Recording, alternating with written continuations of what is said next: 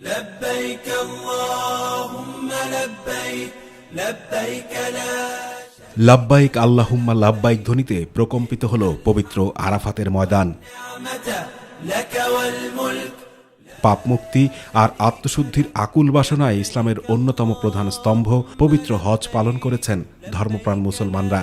ফজরের পর গোটা দুনিয়া থেকে আগত ২৫ লক্ষাধিক মুসলমান ঐতিহাসিক আরাফার ময়দানে উপস্থিত হন। لك والملك আরাফার ময়দানের মসজিদে নামিরায় জোহরের নামাজের আগে পবিত্র হজের খুতবা দেন পবিত্র মসজিদুল হারামের ইমাম ও খতিব শায়েখ ডক্টর মাহের আল মুয়াইকিলি। পরে পাপ পঙ্কিলতামুক্ত জীবন পালনের পাশাপাশি মহান আল্লাহ রাব্বুল আলামিনের কাছে পানাহ চান হাজিরা।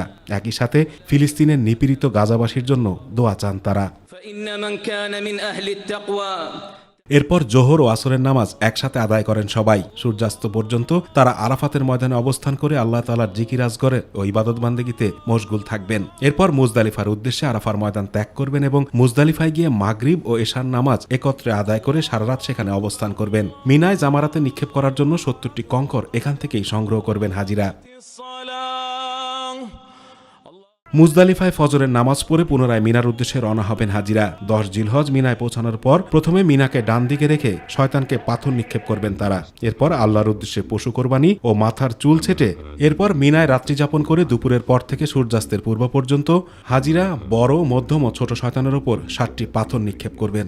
قلب الجافي أن يخضع أما آن لهذه النفس أن تخشع। Atiqur Rahman Titas, my TV.